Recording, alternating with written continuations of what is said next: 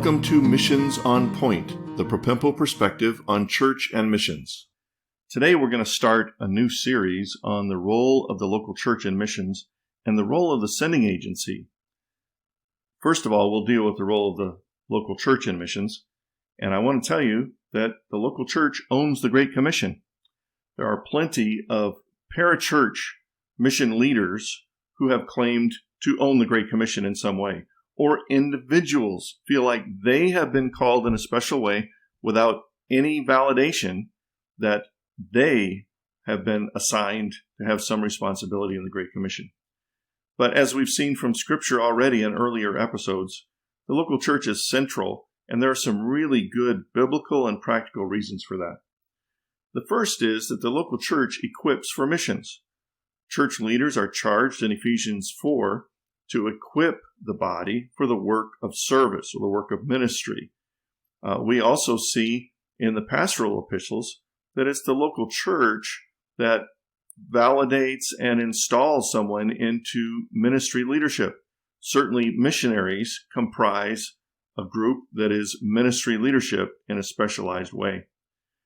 Just because someone says that they're called to missionary ministry and yet may not have been tested or validated by experience and godly Christians around them, doesn't mean that they should be sent into the cross-cultural ministry of unreached people groups.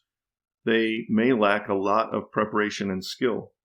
The local church is the laboratory for equipping them in those skills and for testing them and guiding them and helping them become competent and qualified.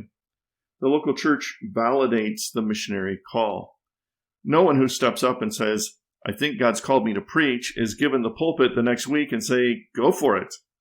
There is a lot of training, both academic and practical, as well as character and values or virtues, which distinguish someone from being a truly called pastor or shepherd of a local church flock.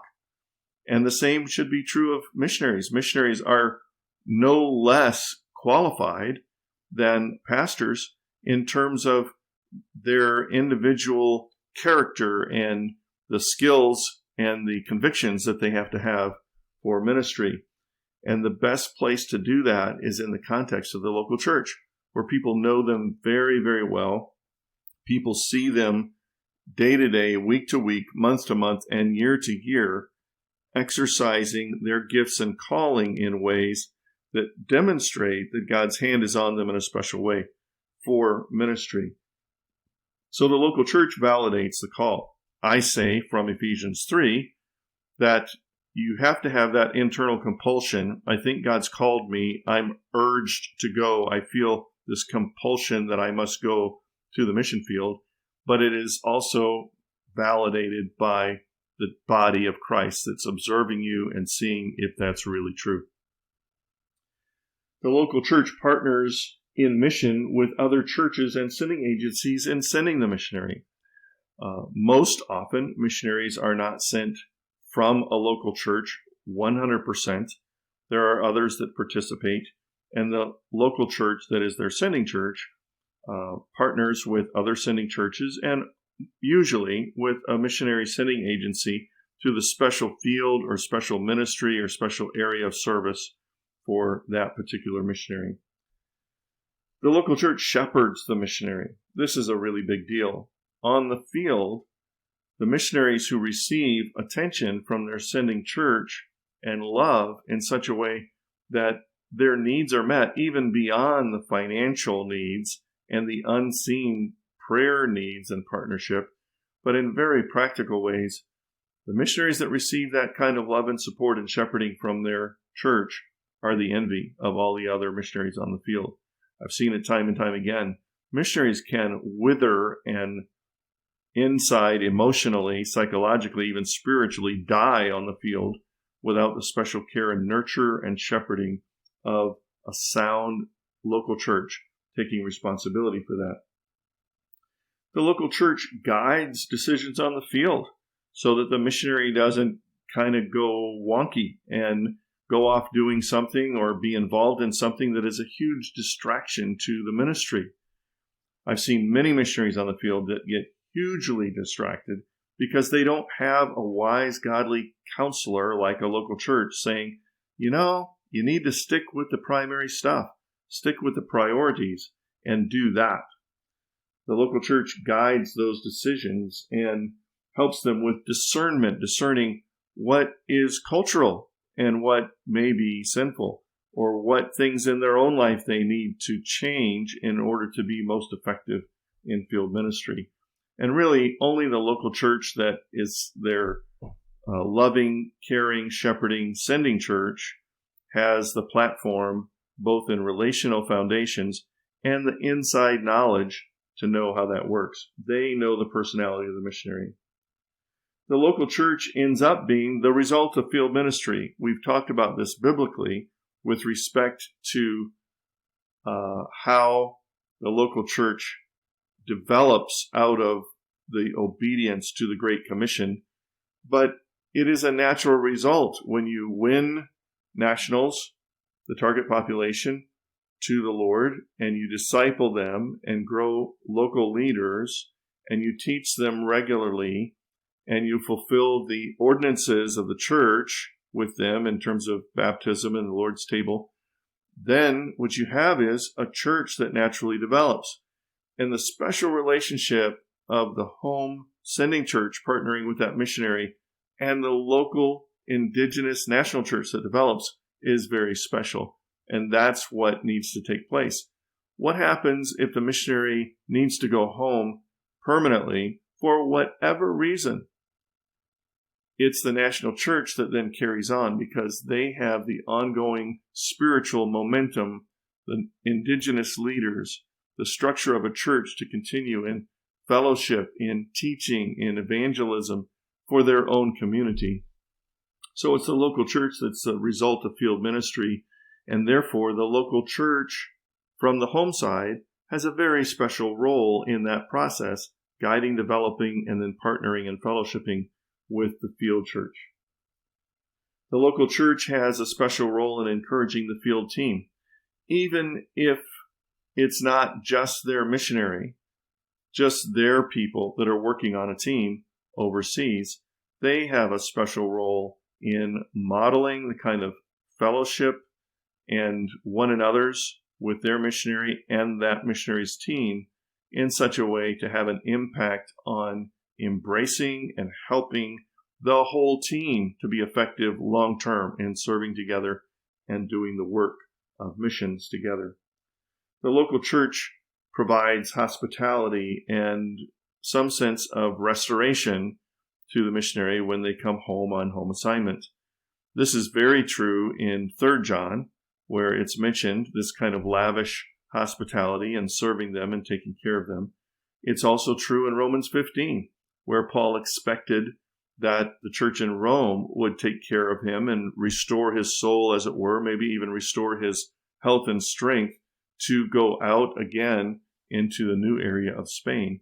It's certainly true in the whole book of Philippians. Philippians is written kind of as a prayer letter, thanking them for the partnership in funding and encouragement that they had had for a long period of time with Paul. And Paul is saying that they had a very special role in providing for him and warmly, in a relational way, restoring him, encouraging him, and helping him to continue on in the work of ministry because of their role. The local church also helps those who come back from the field and they stay home. They don't return. This re-entry time is a time which is critical in the life of a Christian and his family. And it's important for the local church to step up and take care of them, to help them reintegrate into American culture, into church life, into a job perhaps, housing, transportation, communication through internet, cell phone, schooling for their children, health needs.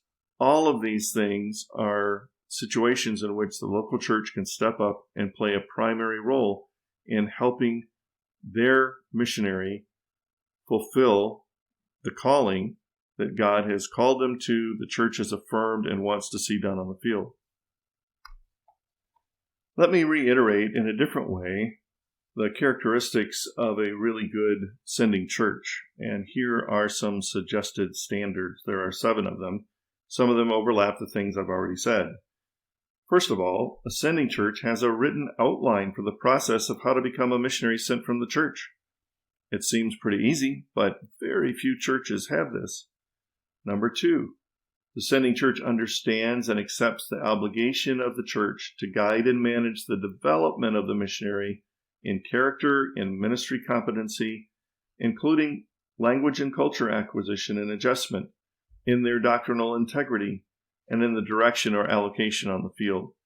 So you don't allow someone to, we say, lay hands on themselves, appoint themselves to go to wherever they think they want to go, or be challenged by a chapel message in some Bible school to commit their life to go somewhere they'd never really thought of before, and then just go. The local church has a role in that guidance and selection process to both best fit the missionary candidate and the church's vision and direction.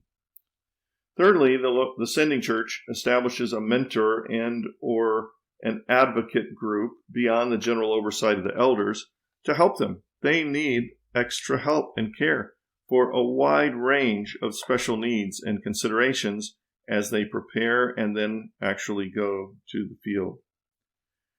The sending church, fourthly, sets a mutually acceptable support schedule and helps the missionary raise those funds through accountability, advocacy, and active assistance. So we would say the sending church has a part in the fundraising for the missionary. It's not the missionary just doing it all on his own or with the help of the Lord, but the church is taking an active role in finding partners to help send them to the field for their needs financially and spiritually. Number 5, the sending church commits to appropriate communication and shepherding on the field. This probably means that some spiritual leader from the church is going to show up on the field to visit them, to shadow them, to figure out what their life is like, to taste and smell and ask questions and see what their living situation is like, and see if there's any way that the church can appropriately help with the environment and concerns and needs of the missionary on the field that are not all in writing. They don't show up in newsletters all the time. Number 6, the sending church intelligently interacts with ministry decisions and strategy on the field. Sometimes local church leaders need to be informed and educated about what those issues are.